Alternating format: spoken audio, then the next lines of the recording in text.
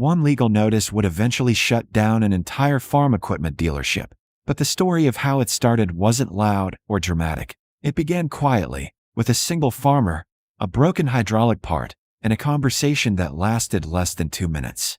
On the morning of May 3, 2005, at around 10:15 a.m., a 55-year-old farmer named Daniel Mercer walked through the front door of Prairie Ridge Machinery, a regional tractor and combine dealership located just outside the small town of Brookfield, Missouri, carrying a heavy hydraulic valve assembly wrapped in a shop towel. The part had failed after only 370 hours of operation on the tractor he had purchased the previous year, and according to the paperwork that came with the machine, the component was still covered under warranty. Daniel wasn't angry when he walked in. He wasn't there to argue or threaten anyone. He simply placed the part on the service counter and waited while the service manager, Rick Dalton, finished typing something into his computer. Rick had been working at Prairie Ridge for more than a decade and was known around the county as someone who made quick decisions about repairs and warranty claims. When he finally looked up, Daniel explained that the hydraulics on his tractor had stopped responding while he was finishing spring field preparation. The loader wouldn't lift and the three-point hitch wouldn't move. The tractor still ran, but it couldn't do any work, so he hauled it into the dealership 2 days earlier and had come in to check what they had found. Rick picked up the valve assembly, turned it over once in his hands, glanced at the inside surface of the housing, and after less than 2 minutes set it back on the counter and said, the failure had been caused by contaminated hydraulic fluid, which meant the damage fell under customer neglect and therefore wasn't covered by warranty. Daniel paused for a moment before responding, and then calmly walked back out to his pickup truck and returned with a manila folder he had kept in the glove compartment. Inside were detailed maintenance records he had been keeping for years, handwritten logs showing every oil change at 50-hour intervals, receipts for factory-approved filters, and 2 laboratory fluid analysis reports from the previous season that had tested the hydraulic oil for contamination, metal particles, and viscosity breakdown. Both lab reports showed the fluid had been clean, normal, and within the manufacturer's specifications. Daniel laid the documents on the counter and explained that he maintained his machines carefully because he couldn't afford unexpected downtime during planting season. Rick glanced briefly at the papers, but didn't study them. Instead, he tapped the valve housing with a pen and repeated that the failure was caused by contamination that must have entered the system sometime after the most recent test. Daniel asked whether the dealership had actually tested the oil that came out of his tractor when they inspected it. Rick replied that it wasn't necessary because the damage pattern was enough to identify the cause. Daniel then asked if the dealership owner could review the case. Rick said the owner trusted his judgment and the decision would remain the same. There would be no warranty claim filed with the manufacturer. The replacement valve assembly and labor would cost approximately $4,300, and the tractor would not be released from the shop until the repair bill was paid. Daniel stood quietly for a few seconds, looking at the part on the counter and the paperwork beside it. He didn't raise his voice. He didn't accuse anyone of wrongdoing, and he didn't threaten to contact corporate offices or post complaints online. Instead, he slowly gathered his documents back into the folder, nodded once, and said he would think about it. Then he picked up the damaged part and walked out of the building. 3 days later, the dealership called him back and said they had reconsidered the situation and were willing to split the repair cost 50-50 as a compromise, a gesture they described as goodwill, even though the claim had technically been denied. But Daniel declined the offer. He told them he would pay the full amount and handle the installation himself. Later that week, he purchased the replacement part, brought the tractor home, and installed the new valve assembly in his own machine shed. The repair took most of a day, and by the time the tractor was operational again, it was already May 16th, nearly 2 weeks later than he had planned to finish his spring planting preparation. In most years, that kind of delay might have been manageable, but that season the weather window had been unusually tight and many of Daniel's neighbors had already finished planting by the end of April. By mid-May, the soil conditions were starting to change, and every lost day meant slightly lower yields and higher stress on the schedule. Daniel pushed through the rest of the season the way farmers often do, working longer hours to catch up, running equipment late into the evening, and doing his own repairs whenever possible to avoid additional downtime.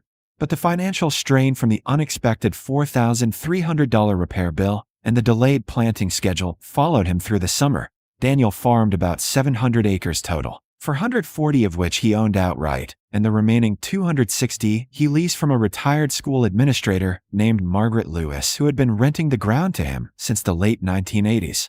Margaret called him in July that year and explained that her nephew had approached her about leasing the land for the following season. He was expanding his operation and had offered to pay $20 more per acre than Daniel had been paying.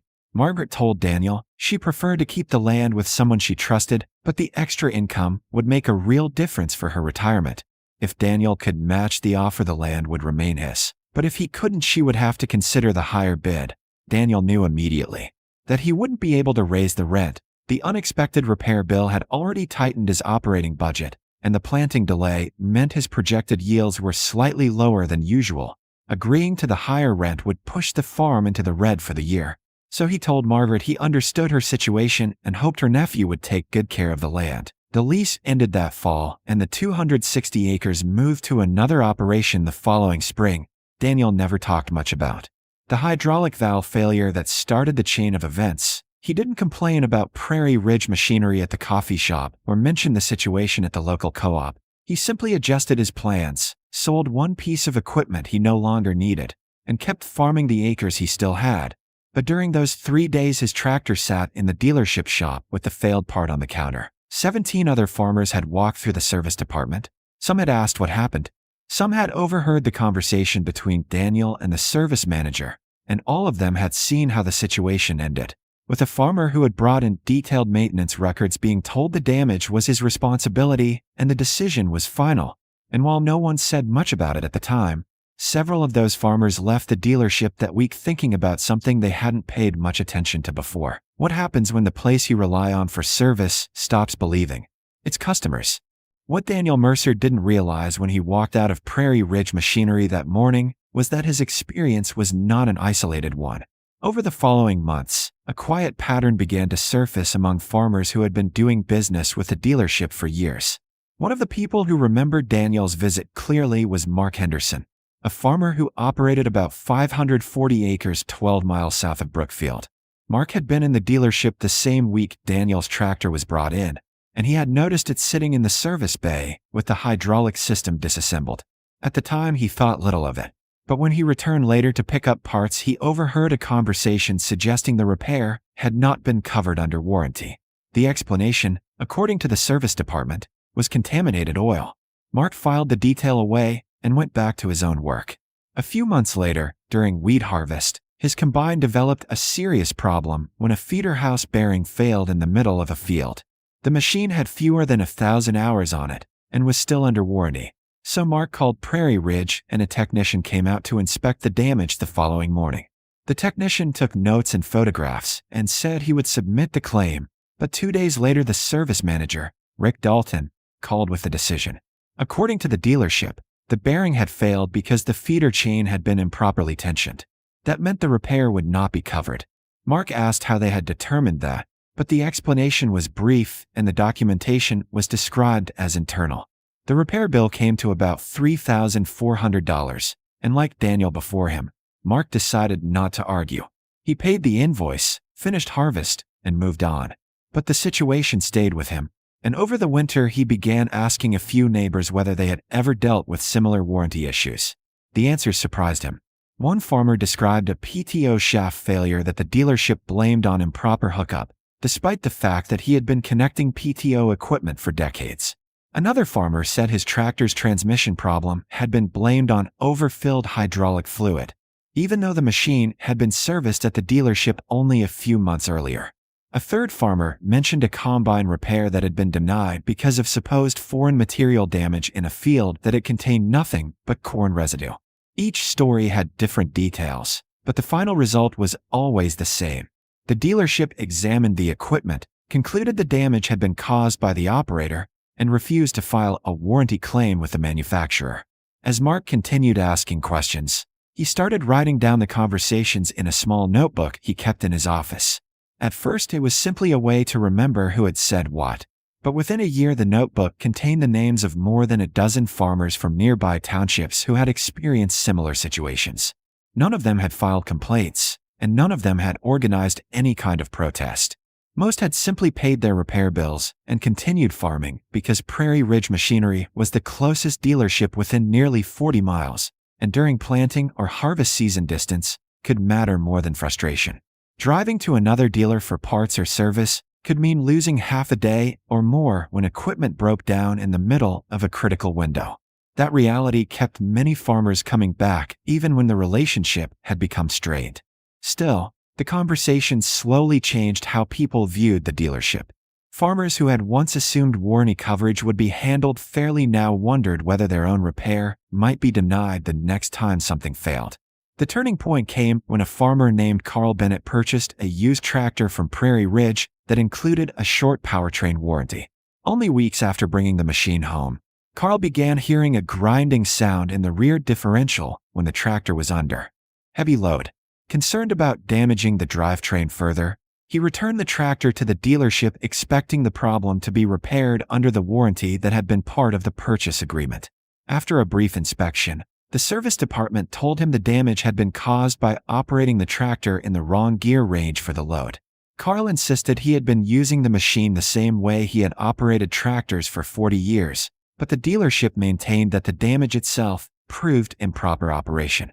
The repair cost nearly $8,000, and like the others, Carl eventually paid the bill and took the tractor home. Later that week, he called Mark Henderson and described what had happened.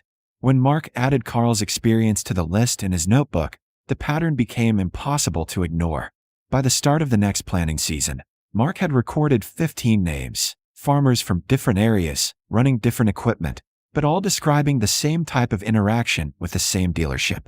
None of them had planned any coordinated response, and no one talked publicly about confronting Prairie Ridge Machinery.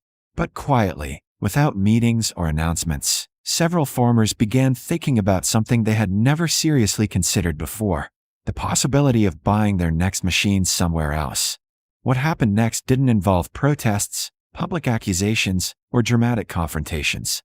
Instead, the change happened slowly and almost invisibly. After collecting the stories from other farmers, Mark Henderson eventually drove about 40 miles east to visit another dealership called Midwest Farm Equipment in the town of Centerton.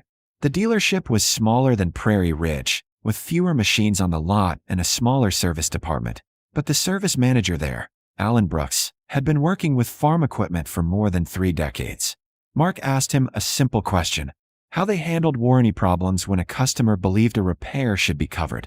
Alan explained that if a machine had been maintained properly, they filed the claim and let the manufacturer review it. If the manufacturer questioned it, they appealed the decision and worked with the customer until a fair outcome was reached. The answer stayed with Mark on the drive home. Over the following weeks, he spoke with several of the farmers whose names were already in his notebook. There was no formal meeting and no organized plan. The conversations were simple. When the time came to replace equipment, they would look somewhere else. Over the next 2 years, that quiet decision slowly reshaped the local market. Some farmers sold their machines privately rather than trading them in at Prairie Ridge. Others began buying parts and equipment from dealers farther away, including Midwest Farm Equipment. A few switched brands entirely. None of them made public statements about why they were leaving, and most people outside the farming community barely noticed the shift at first. But inside the dealership, the changes gradually became impossible to ignore. Service appointments declined. Trade-ins became less frequent. Customers who had once visited regularly stopped appearing altogether. By the end of the decade, Prairie Ridge Machinery had lost dozens of longtime customers. Eventually, after multiple complaints reached the manufacturer, a formal legal notice was filed over disputed warranty practices, prompting a review of the dealership's operations. Within a year, the manufacturer decided not to renew the franchise agreement. The dealership that had once served farmers across the county closed its doors shortly afterward. For most of the farmers involved, the outcome didn't feel like a victory. It simply felt like the final result of years of frustration. Mark Henderson kept the notebook where he had written down the names and stories, but he rarely talked about it. When people later asked what really happened to Prairie Ridge Machinery, he usually gave the same quiet explanation. The dealership had forgotten that trust mattered more than any single repair bill, and once that trust disappeared, the customers eventually did too.